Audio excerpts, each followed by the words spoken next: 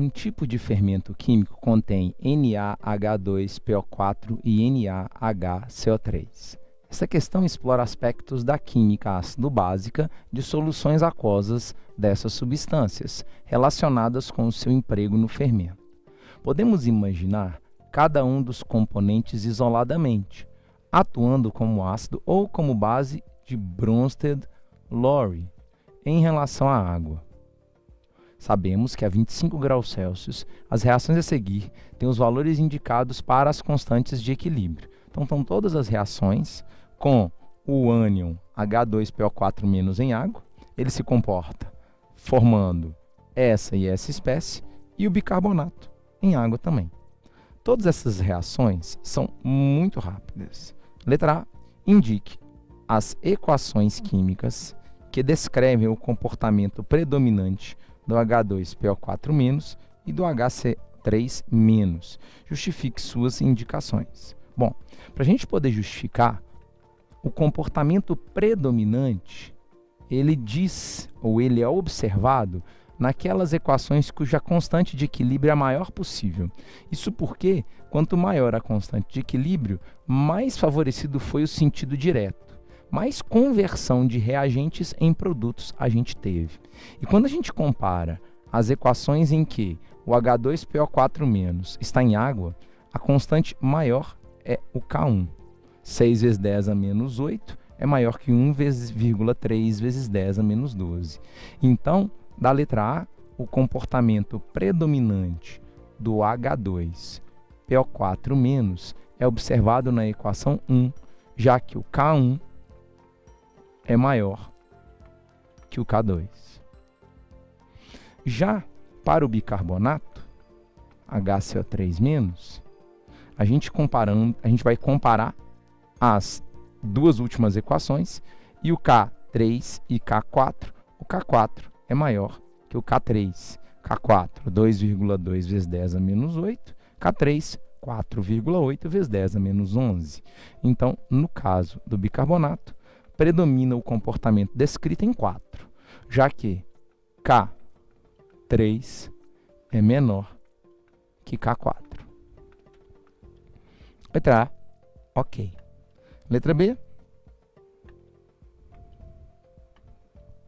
Indique nas equações do item A que reagente funciona como ácido de Bronsted e qual funciona como base de Bronsted. Então, ele quer os que funcionam como ácido e como base de Bronsted. Para isso, nós vamos ver o seguinte. Nós consideramos com comportamento predominante o dihidrogênio fosfato da equação 1. Então, na equação 1 nós temos isso aqui, ó, H2PO4- mais água, num sistema reversível que tende ao equilíbrio, formando hidrogênio fosfato e H3O+. Nessa equação, o que a gente percebe é que para ser ácido de Bronsted, a espécie tem que doar prótons. E daqui para cá, a gente observa a perda de um próton. Então, quer dizer que essa espécie doou um próton para a água e, portanto, ela se comporta como ácido de Bronsted.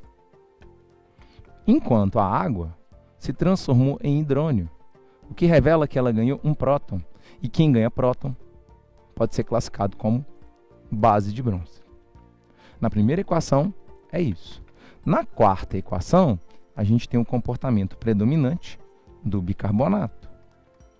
Colocado em água, ele recebe H+ e vira H2CO3 mais OH-. E a mesma coisa a gente vai observar aqui. Das duas espécies, o bicarbonato está se transformando em ácido carbônico. Revela que ele tem um hidrogênio a mais, então quer dizer que o bicarbonato ganha um próton e ele se comporta como base, segundo o conceito de Bronsted. Enquanto a água se transformou em hidroxila, o que revela a perda de um hidrogênio. Então quer dizer que a água, ao doar um próton, ela se comporta como ácido, segundo o conceito de Bronsted. Letra B. É isso. Letra C. Calcule as concentrações de equilíbrio de hidrônio e de hidroxila numa solução que tenha 0,1 mol dessa espécie. Nessa temperatura, tem-se que H+ e OH- é igual a 1 vezes 10 a menos 4. Então, para essa espécie, a primeira coisa que a gente precisa lembrar é que ela dissocia. Quando colocada em água, ela dissocia liberando Na+, H2, PO4-. E se a gente colocou 0,1 mol por litro desse sal, vai gerar 0,1 mol por litro do ânion. Se a gente quer as concentrações de hidrônio e de hidroxila, a gente vai olhar para a equação que mostra o comportamento predominante do dihidrogênio fosfato e vamos ver que vai produzir hidrônio. Então, por essa equação, vai ser fácil encontrar a concentração de hidrônio da seguinte maneira. Reparem bem, cada mol desse ânion que colocado em água gera 1 mol desse ânion e 1 mol desse cátion. Eu sei que eu estou com X aqui se dissociando. Então, vai gerar X desse e X desse. Então, quer dizer que a concentração de hidrônio e do hidrogênio fosfato, elas têm que ser a mesma no equilíbrio. Então, pensando nessa equação e montando a constante de equilíbrio, ficaria assim, ó. Kc é igual a concentração de hidrogênio fosfato vezes a de hidrônio sobre a de hidrogênio.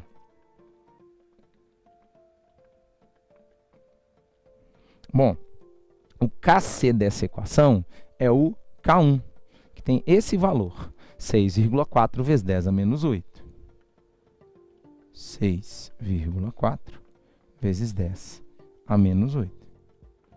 Como a gente disse, como a proporção entre os produtos é 1 para 1, a concentração deles de equilíbrio vai ser a mesma, que eu vou chamar de X, sobre a concentração de dihidrogênio fosfato. A concentração de dihidrogênio fosfato a gente achou no passo anterior da dissociação do sal, que é 0,1, que é o mesmo que 10 a menos 1. Então agora nós vamos resolver isso. Vamos passar esse 10 a menos 1 para o outro lado, multiplicando, x vezes x, x ao quadrado. Eu vou continuar nesse cantinho aqui, ó. X vezes x, x ao quadrado. 6,4 vezes 10 a menos 9 dá 64 vezes 10 a menos 10. Então, x é a raiz quadrada de 64 vezes 10 a menos 10. 64, raiz quadrada, é 8 vezes 10 a menos 5. E a unidade disso é mol por litro. E aí, que nós temos que tomar só um pequeno cuidado aqui, é na hora de responder o que ele quer. Porque ele pediu que a gente encontrasse a concentração de hidrônio. E se nós chamamos X a concentração de hidrônio, a concentração de hidrônio é essa daqui. Falta achar a de hidroxila. Para achar a de hidroxila, a gente vai ter que usar esta equação dada na própria alternativa. Quer dizer, H+, nós vamos considerar que é o mesmo que hidrônio, vamos multiplicar pela de hidroxila, e isso vai dar 10 a menos 14. O valor que a gente achou de hidrônio é esse, 8 vezes 10 a menos 5, OH- é isso, e 10 a menos 4.